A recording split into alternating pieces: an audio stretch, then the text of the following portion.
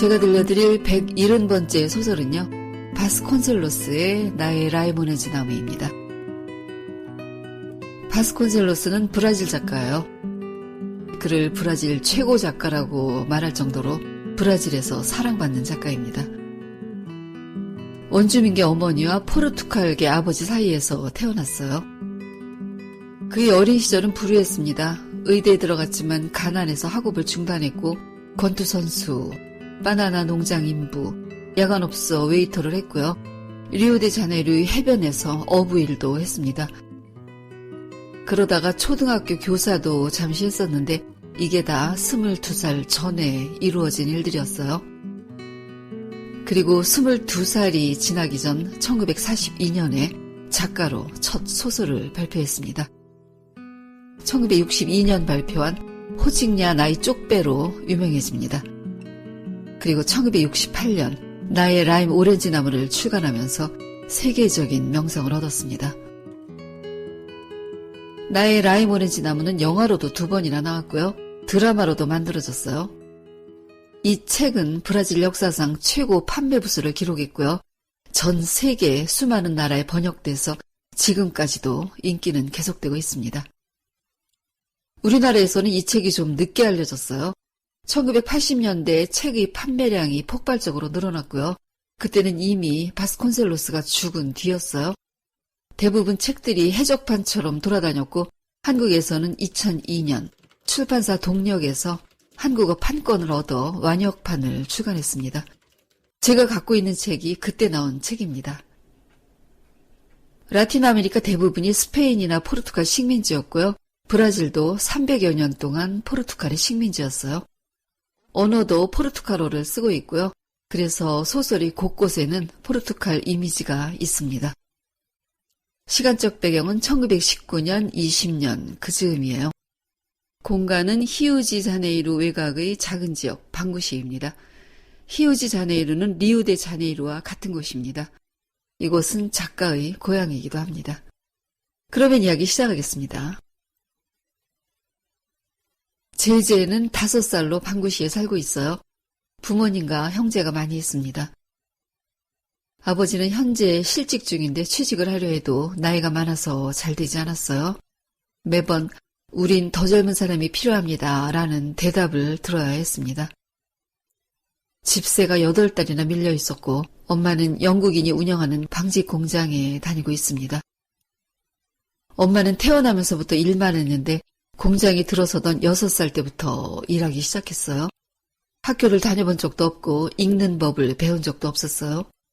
제제는 이렇게 어려서부터 고생 많은 엄마를 생각하면 마음이 아파서 이 다음에 크면 시인도 되고 만물 박사도 돼서 꼭 자신이 쓴 시를 읽어드리겠다고 결심했습니다.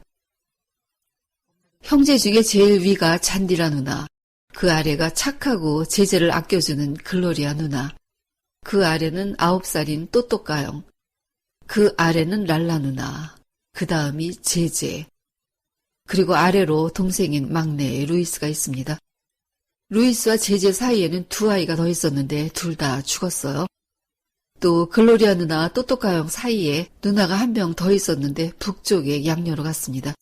지금은 부자 사촌네랑 같이 살면서 학교를 다니고 있어요. 형과 누나들은 어린 동생들이 성장하는 동안 차례로 보살폈어요. 잔디라 누나는 글로리아 누나와 양녀로 간 누나와 또또까영을 돌보았고 랄라 누나는 얼마 전까지 제제를 돌봤습니다. 루이스는 글로리아 누나가 돌봤고 이어서 제제가 돌보고 있어요. 그러나 루이스는 예쁘고 착해서 돌볼 필요조차 없을 만큼 조용했어요. 제제는 사고뭉치였어요. 말썽을 피워서 걸핏하면 매를 맞았습니다. 손으로 회초리로 또는 슬리퍼로도 제제를 때렸어요. 글로리아 누나만 때리지 않았습니다. 누나는 위기에서 종종 제제를 구해주었는데 그럴 때마다 다시는 말썽을 피우지 않겠다고 속으로 결심하곤 했습니다. 그럼에도 호기심은 그를 가만두지 않았어요. 제제가 피우는 말썽들은 에우제니아 아줌마네 울타리에 불을 낸 적도 있었고 꾸르델량 아줌마한테 사람들에게 들은 대로 안짱다리라고 했고 헝겊으로 만든 공을 발로 찼는데 바보 같은 공이 날아가서 나르시자 아줌마네 큰 거울을 깨뜨렸고 새총으로 전등을 3개나 깼었고 아벨 아저씨네 아들 머리에 돌을 던진 적도 있었고 땡땡아 아줌마 댁에 막 심어놓은 묘목을 뽑아버린 적도 있었고 호제나 아줌마네 고양이한테 구슬을 먹인 적도 있었어요. 또 길에서 스타킹을 주워와 꼬아서 뱀처럼 만들어 사람들에게 내밀어 놀라기도 했습니다. 그런 일을 저지른 건 호기심과 충동이 일면 참을 수 없어지기 때문이었어요. 예를 들면 셀리나 아줌마네 뒷뜰에 갔을 때 빨랫줄에 빨래가 널려 있었어요. 그것들은 바람에 흔들렸고 그 많은 팔과 다리가 너무 신기했는데 그 순간 마음속 악마가 제재에게 그것들을 한 번에 떨어뜨릴 수 있다고 부추겼습니다. 재미있을 것 같아서 유리조각으로 빨랫줄을 끊었어요. 요란한 소리를 내며 빨래가 흙바닥에 떨어졌습니다. 가족들은 제재의 피 속에 악마의 피가 흐르고 있을지도 모른다고 했어요. 하지만 단 한 사람, 에드문드 아저씨는 제재가 조숙해서 그런 것이며 곧 철이 들 거라고 말해주었습니다. 에드문드 아저씨는 거의 할아버지인데 제재를 귀여워했고 많은 이야기를 해주었어요. 제재가 자신의 마음속에는 작은 새가 있어서 그 새가 노래한다는 생각이 든다고 하자 아저씨는 작은 새는 어린애들이 여러 가지 일들을 배우는 걸 도와주려고 하느님이 만드신 거라고 새가 더 이상 필요하지 않으면 하느님께 돌려드려야 하며 그러면 하느님은 그 새를 너처럼 영리한 다른 꼬마에게 넣어준다고 했습니다. 아저씨와 이야기를 나눌 때면 제재는 자신이 생각을 갖고 있는 애라는 사실이 흐뭇하게 느껴졌어요. 제재는 아저씨가 너무 좋았지만 또또까 형은 아저씨는 약간 미쳤고 거짓말쟁이라고 했습니다. 아저씨는 시청에서 일했고 돈을 조금 받았어요. 지금은 혼자 살고 있으며 아내와 5 자녀들은 다른 곳에 살았습니다. 그들이 아저씨를 보러 온 적은 한 번도 없었어요. 아저씨는 제재가 글을 읽게 되자 넌 태양이 될 것이며 별들이 내 주변에서 빛나게 될 거라고 감격스러워했습니다. 크리스마스라서 시에서 무료 장난감을 나눠준다고 했습니다. 제재는 장난감을 받으려고 루이스를 예쁘게 단장시켰어요. 이상하게 단장한 동생들을 본 글로리아 누나는 눈에 눈물을 가득 담고 어떤 사람들에겐 산다는 게 왜 이렇게 힘드냐고 했습니다. 그까지 싸구려 장난감을 얻자고 이런 고생을 해야 하는 것과 가난한 사람들에게는 좋은 물건을 줄 리가 없다면서 동생들을 보내고 싶지 않아 했어요. 그럼에도 제재와 루이스는 장난감을 받으러 갔지만 이미 너무 많은 사람들이 왔었기 때문에 하나도 남아있지 않았습니다. 제재는 겉으로는 괜찮다고 말했지만 너무 슬프고 실망스러워서 죽고 싶을 정도였어요. 하지만 루이스가 소리내어 울었기 때문에 동생을 가슴에 안고 달래야 했습니다. 어째서 착한 아기 예수는 자신을 싫어하는지, 외양간이 당나귀나 들소들까지 좋아하면서 왜 자신만 싫어하는지, 아무리 그렇더라도 착한 루이스에게는 선물을 주어야 한다고 생각했어요. 집으로 돌아 또또까 형에게 자기는 장난을 쳐서 선물을 받지 못한다 해도 우리 집 식구는 다 좋은 사람들인데 왜 아기 예수가 잘해주지 않는가를 물었어요. 다른 집 식탁은 늘 풍성한데 우리는 아니라고. 아기 예수가 보이기 위해서만 가난하게 태어났을 뿐 아기 예수도 부자들이 더 소용있는 사람들임을 아는 거라고 말했습니다. 제재의 가족들은 슬픈 크리스마스를 보냈습니다. 크리스마스 만찬이었지만 진진이 할머니가 만들어서 갖다준 빵과 커피만이 소박한 식탁에 모여 모두 말없이 음식을 먹었습니다. 아기 예수의 탄생을 축하하는 날이 아니라 죽음을 슬퍼하는 날 같았어요. 서로에게 메리 크리스마스라는 말조차 할 수 없었습니다. 전기세를 못 내서 며칠 전 전기회사가 전기를 끊었기 때문에 등불을 켜놓았고 그로 인해 집안은 더 우중충했습니다. 설거지를 하는 글로리아 누나는 많이 울어서 눈이 빨개져 있었어요. 그녀는 동생들을 보며 아이들은 이제 자야 할 시간이라고 말했지만 그 순간 이 자리에 더 이상 아이들이 없다는 걸 알 것 같았습니다. 모두가 슬픔을 몇 조각씩 갖고 있는 어른이었어요. 제재는 그날 밤 혹시 모를 선물을 위해 운동화를 밖에 내놓고 잤지만 아침에 나가보니 역시 운동화는 비어 있었어요. 증오와 반항과 슬픔이 복받쳐 올라 자신도 모르게 아빠가 가난뱅이라서 싫다고 소리쳤습니다. 아빠가 없는 줄 알고 말했는데 그걸 뒤에 있던 아빠가 들었고 아빠의 눈은 슬픔으로 커졌습니다. 또또까 형은 제재를 욕하며 때렸고 제재는 아빠에게 매달려 잘못했다고 말하고 싶었습니다. 제재는 구두통을 메고 나와 구두를 몇 개 닦고 동전을 조금 벌었어요. 또또까 형의 친구를 만났는데 자기가 받은 엄청나게 많고 비싼 선물들을 열거했고 자기 집에 가서 케이크를 먹자고 했어요. 그러나 제재는 모험을 하고 싶지 않았습니다. 친구 집에 갔을 때 지저분한 애를 집에 들이지 말라는 그 집 엄마들의 말을 들은 게 한두 번이 아니었기 때문이었어요. 구두 닦아 번 돈으로 담배를 사서 아빠에게 선물했고 미안하다는 말을 하려 했지만 흐느끼고 말았습니다. 아빠는 제재를 꼭 안아주었어요. 이사를 했습니다. 먼저 집보다 작은 집이었지만 마당에는 작은 라임 오렌지 나무가 있었습니다. 제재는 이 나무가 마음에 들었어요. 글로리아 누나는 아직 어리지만 자라면 멋진 나무가 될 거라고 이 나무는 너와 함께 커가는 거라고 말했습니다. 나무에 몸을 기대자 마음이 가라앉는 듯 했어요. 제재는 가끔 사물과 대화를 나누곤 했었으므로 나무에게 말을 걸자 마음속 어디선가 소리가 들려왔습니다. 깜짝 놀라 벌떡 일어나 나무를 살펴보았어요. 그동안 사물들과 이야기할 수 있었던 것은 마음속이 작은 새가 말을 해주기 때문이라고 생각했었는데 이렇게 소리를 듣자 신기했습니다. 제재는 라임 오렌지 나무의 이름을 민기뉴라고 지었고 시간만 나면 민기뉴와 대화를 했습니다. 민기뉴의 허리에 머리를 기대고 하늘을 보면서 이제 새를 풀어주겠다고 말했고 민기뉴도 찬성했어요.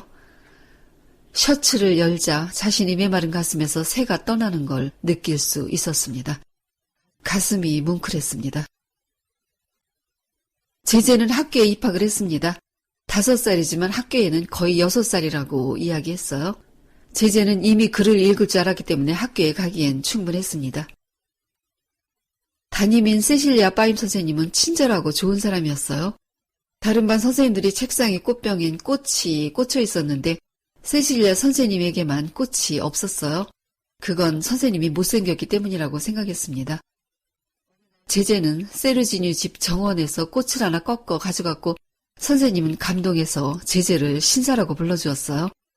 이건 나중에 들켜서 문제가 되었는데 그건 옳은 일이 아니었다고 말하는 선생님에게 제재는 이 세상은 하느님 것이니 꽃도 하느님 거라고 우리 집에는 정원이 없어서 꽃이 없어서 그랬다고 말했습니다.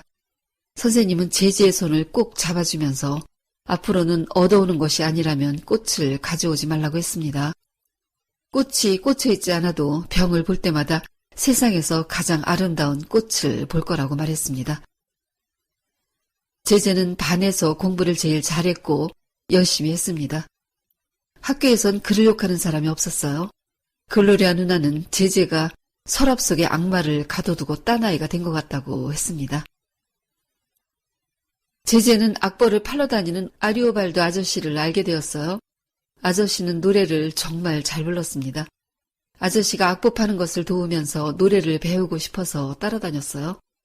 이곳저곳 다니며 온갖 것을 구경했고 제재 덕분에 악보도 많이 팔렸습니다. 아저씨는 거스름돈을 제재에게 주었고 너는 천사라고 말했습니다. 학교 생활은 재미있었고 라임 오렌지 나무도 잘 자랐어요. 에드문드 아저씨가 제재를 두고 조숙하다고 말했듯 나무도 조숙했습니다. 세실리아 선생님은 제재에게 자주 감동을 주었어요. 사람들이 제재가 동네에서 가장 못된 애라고 말해도 믿지 않았습니다. 애들은 학교 올 때 간식 시간에 먹을 것을 다 싸가지고 왔는데 제재는 늘 가져오지 못했으므로 선생님은 간식 시간만 되면 제재가 먹을 게 없다는 걸 알고 매일 빵을 사주었습니다. 어느 날 제재는 방구시에서 가장 멋진 자동차를 갖고 있는 차의 주인을 알게 되었습니다. 그를 알게 된 건 당시 애들 사이에서 유행하던 박쥐놀이 때문이었어요. 달리는 자동차 뒷공무니에 매달려 시원한 바람을 가르며 가는 건 세상에서 가장 신나는 일이었습니다. 그러나 그 멋진 자동차의 주인은 흉하게 얼굴을 찌푸리고 다녔으므로 아무도 그 차에 매달릴 엄두를 내지는 못했어요. 제재는 애들에게 의시되고 싶은 영웅심에 그 차에 매달렸다가 그에게 잡혀서 혼이 났습니다.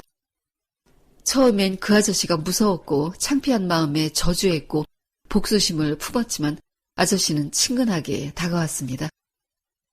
제제가 에우제니아 아줌마네 구아버 열매를 몰래 따러 들어갔다가 유리 조각에 발을 다쳤고 글로리아 누나가 붕대를 감싸주었지만 잘나치 않아서 발을 절뚝였어요. 길을 걷고 있는데 그걸 아저씨가 보았습니다. 제제를 병원에 데리고 가서 치료해 주었어요. 상처를 꿰맬 때 두려워서 떨고 있었더니 아저씨는 제제의 두 어깨를 손으로 감싸 안고 치료가 끝나면 케이크를 사주겠다고 따뜻하게 말했습니다. 제제는 라임 오렌지 나무 민기뉴에게 아저씨에 관한 이야기를 빠짐없이 들려주었어요. 한 달이 지났고 아저씨를 만나는 게 제제의 기쁨이 되었습니다. 자신이 얼마나 지독한 말썽쟁이며 속에 악마가 들어있다는 것도 말해주었고 지난 우울했던 크리스마스 이야기도 했습니다. 그때 제제는 다 큰 어른이 그토록 슬픈 얼굴을 하고 있는 걸 처음 보았어요. 아저씨는 눈물을 글썽이며 앞으로 2번 다시 내가 크리스마스에 선물을 받지 못하는 일이 일어나지 않도록 해주겠다고 약속했습니다. 세월은 아주 느리게 지나갔습니다. 행복한 나날들이었어요. 가족들은 제제가 변했다는 걸 눈치챘습니다. 심한 장난도 치지 않았고 민기뉴와 함께 뒷마당 구석의 작은 세계에서만 살았습니다. 가끔씩 악마가 마음을 부추기는 때도 있었지만 예전처럼 심한 욕을 하거나 이웃을 괴롭히는 일을 하지 않았어요. 아저씨와 기회 있을 때마다 드라이브를 했습니다. 제제는 드라이브를 좋아했고 아저씨는 이 차는 우리의 차라고 했어요. 우린 가장 친한 친구이기 때문에 내 것은 모두 내 것이라고 말했습니다. 아저씨는 포르투갈 사람으로 이름은 마누엘 발라다리스입니다. 아저씨에겐 결혼한 딸이 있는데 멀리에 살고 있으며 여기선 혼자 살고 있다고 했어요. 아저씨의 집은 근사했고 먼지 하나 없이 깨끗했습니다. 흑인 아줌마가 와서 집안일을 해주고 갔어요. 제제는 아저씨를 포르투갈이라고 불렀어요. 포르투갈 사람을 낮게 부르는 말로 아주 친한 사이에서만 쓰는 단어였어요. 포르투갈 아저씨는 이제 제제에게 가장 소중한 사람이 되었습니다.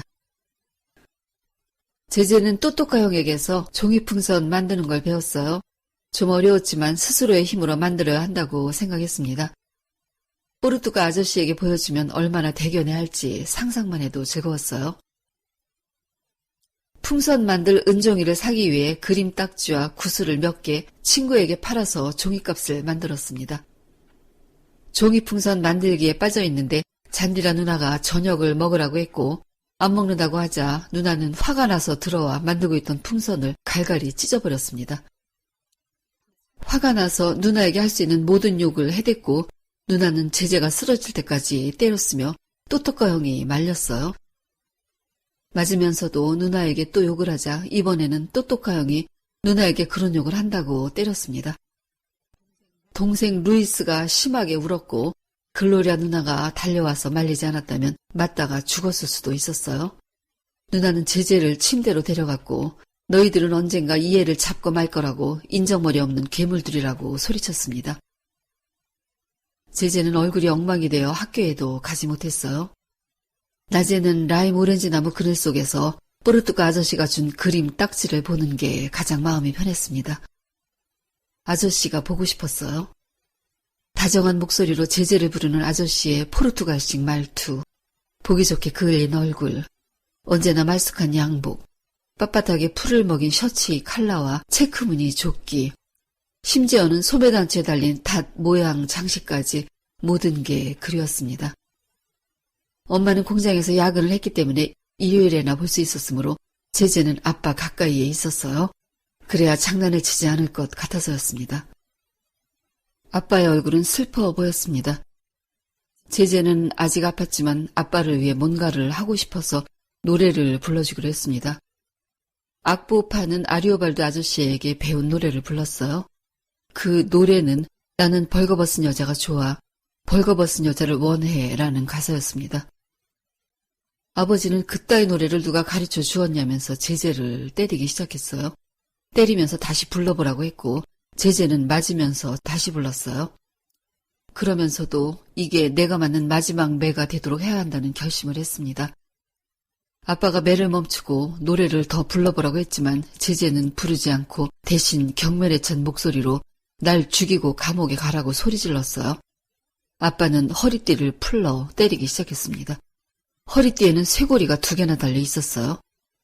글로리아 누나가 비명을 지르며 달려와 아빠에게 매달려 말렸고 매질은 끝났습니다. 일주일 동안 꼬박 아프고 나서야 겨우 일어날 수 있었어요. 그 대목을 중략해서 읽어드리겠습니다. 내 마음이 상한 이유는 아픔이나 매 때문이 아니었다. 식구들은 의심이 갈 정도로 내게 잘해주었다. 그래도 무엇인가를 잃은 것처럼 허전했다. 나를 다시 예전의 나로 되돌려주고 싶은 사람과 그들의 선한 마음을 믿게 해줄 중요한 무엇인가가 사라진 것 같았다. 나는 아주 조용히 지냈다. 아무 의욕 없이 뒷마당 민기뉴 곁에 멍하니 앉아 무관심하게 삶을 바라보았다. 민기뉴와 말을 주고받는 것도 싫었고 그가 하는 이야기들도 시시했다. 글로리아 누나는 내가 좀처럼 입을 열지 않는 것을 걱정했다. 딱지뭉치와 구슬 주머니를 내 가까이 놓아주기도 했지만 나는 손도 대지 않았다. 영화 구경도 구두 닦기도 시들했다. 내 가슴속에서 슬픔이 자라는 것을 막을 도리가 없었다. 이유도 모르는 채 모질게 얻어맞는 짐승처럼. 제재는 이제 카우보이 영화나 인디언 영화보다는 어른들이 말하는 애정 영화, 입 맞추고 포옹하는 장면이 많이 나오는 그런 애정 영화들. 자신같이 매만 맞고 사는 인간은 다른 사람들이 어떻게 사랑하는가를 봐둘 필요가 있을 것 같았습니다. 학교에 갈 수 있게 되어 집을 나왔지만 학교로 가지 않았어요. 왠지 뽀르두가 아저씨가 기다리고 있을 것 같았습니다. 역시 아저씨는 영 맞은편 둘이 자주 가던 빵집 옆에 차를 세워놓고 있었어요. 아저씨는 팔을 벌려 오랫동안 안아주었습니다. 그리고 제재의 망가진 얼굴을 보고 6살도 안 된 애를 이렇게 때릴 수 있는 걸 믿지 못했어요. 제재는 모든 걸 설명했고 자신이 쓸모없는 애라서 그렇다고 했습니다. 아저씨는 넌 심한 장난꾸러기 천사라고 말해주었습니다. 그리고 누나에게 욕을 하지 말아야 한다고 했고 제재는 앞으로는 하지 않겠다고 아저씨에게 맹세했습니다. 그러나 아빠는 죽이겠다고 했고 방법은 총을 쏘는 게 아니라 마음속에서 죽일 거라고, 사랑하기를 그만두는 게 바로 그거라고, 그렇게 하면 그 사람은 언젠가 죽는 거라고 했습니다. 다시 아저씨를 만나는 날이 계속되었어요. 드라이브도 갔고 영화도 보러 갔고 어느 날엔 같이 낚시도 갔습니다. 아름다운 오후, 아름다운 강. 아저씨는 제재가 좋아하는 것들을 잔뜩 갖고 왔어요. 계란, 바나나, 소시지, 빵, 케이크. 제재는 뽀르두가 아저씨에게 우리 집에 와서 아빠에게 자기를 달라고 해줄 수 없는가를 물었어요. 아빠가 안 주겠다고 하면 사겠다고 하라고. 아빠는 분명히 자기를 팔 거라고 했습니다. 아저씨는 아들이 되고 싶어하는 제재의 말에 감격한 나머지 벌떡 일어나기까지 했지만 잠시 후 인생이란 그렇게 쉽지 않다고, 너를 내 엄마 아빠한테서 데려오는 일은 옳은 일이 아니라고, 그러나 지금까지도 너를 아들로 대했지만 이제부터는 친아들로 대해주겠다고 약속했습니다. 그러나 어느 날 뽀르뚜가 아저씨는 사고로 세상을 떠났습니다. 철도 건널목에서 달려오던 기차가 아저씨의 차를 들이받아 박살을 내버렸어요. 제재는 사흘 밤낮을 아무것도 먹지 못했습니다. 열이 너무 올라서 일어날 수도 없었어요. 하루하루 야유어갖고 뼈마디가 앙상하게 드러났습니다. 그냥 이대로 하늘나라로 가고만 싶었어요. 글로리아 누나와 엄마는 옆을 떠나지 않았고 모두들 잘해주었으며 소곤소곤 이야기했고 진진이 할머니까지 와서 며칠을 함께 지냈습니다. 그 부분을 중략해서 읽어드리겠습니다. 집안은 죽음의 장막이 내린 것처럼 조용했다. 나는 뽀르뚜가 아저씨를 잊을 수가 없다. 그의 웃음소리, 특이한 억양, 창밖의 귀뚜라미까지 쓱쓱 아저씨의 면도소리를 흉내내고 있었다. 이제는 아픔이 무엇인지 알 것 같다. 매를 많이 맞아서 생긴 아픔이 아니었다. 병원에서 유리 조각에 찔린 곳을 바늘로 꿰맬 때의 느낌도 아니었다. 아픔이란 가슴 전체가 모두 아린 그런 것이었다. 의사는 어린애가 정신적으로 너무 큰 충격을 받았다고, 이 충격을 이겨내야만 살 수 있다고 했어요. 동네 사람들이 줄지어 문병을 았고 악보 파는 아리오발드 아저씨도 찾아왔습니다. 아저씨는 눈물을 글썽이며 만일 이 꼬마가 죽으면 앞으로 이따위 변두리 마을에는 절대 오지 않을 거라고 했습니다. 제재는 조금씩 나아졌어요. 그러나 잠이 들면 기차가 아저씨를 덮치는 꿈을 꾸곤 했습니다. 그럴 때는 아기 예수에게 만약 나를 눈곱만치라도 좋아했다면 아저씨가 아픔 없이 저 세상으로 가게 해달라고 기도했습니다. 글로리아 누나는 네가 원한다면 자신이 아끼는 망고나무를 주겠다고 했어요. 그 대목입니다. 열매도 열리지 않고 늙은 데다 볼품도 없는 그런 망고나무를 어디다 써먹을까? 하기는 내 라임 오렌지 나무도 곧 매력을 잃고 다른 나무처럼 되고 말겠지. 그것도 사람들이 그 불쌍한 나무에게 늙어갈 시간과 기회를 줄 때나 가능하지만 말이다. 어떤 이들에겐 죽는다는 게 얼마나 쉬운 일인가. 몹쓸 기차가 한 번 지나가면 그만이다. 그런데 왜 내가 하늘나라에 가는 건 이다지 어려운 것일까? 내가 가지 못하도록 모두들 내 다리를 붙잡고 있나 보다. 제재는 좀 더 회복해 갔습니다. 아빠는 밤에 외출하는 일마저 그만두었고 또또까 형은 양심의 가책이 심해서 여일 정도였어요. 글로리아 누나는 하늘이 파란 날이면 아기 예수가 너를 위해 예쁘게 꾸민 하늘이라고 말해주었어요. 제재는 누나에게 이제 다 나으면 다시 나쁜 애가 될 거라고 했습니다. 누구를 위해 착해져야 하겠다고 마음먹을 사람이 없다고 했어요. 집안은 다시 정상적인 리듬을 되찾아갔습니다. 어느 날인간 라임 오렌지 나무 민기뉴가 작고 흰 꽃을 피워냈습니다. 곧 어른나무가 되려는 거였어요. 제재는 민기뉴가 이 꽃으로 작별 인사를 하고 있다는 걸 알 수 있었습니다. 민기뉴도 이제 꿈의 세계를 떠나 현실과 고통의 세계로 들어서고 있었어요. 그리고 아버지는 산뚜 알레이슈 공장의 지배인으로 가게 되었습니다. 가난의 고통에서 조금은 벗어날 수 있게 되었어요. 아빠는 이제 좀 큰 집으로 이사를 가면 너희 라임 오렌지 나무가 커서 잘리는 걸 볼 수는 없을 거라고 했습니다. 제재는 아버지 무릎을 끌어안고 흐느끼면서 벌써 일주일도 전에 나의 라임 오렌지 나무는 잘렸다고 말했습니다. 소설은 여기서 끝입니다. 이 책은 순수함이 그리워서 가볍게 폈다가 묵직하게 한 방 맞고 나서 책을 덮게 됩니다.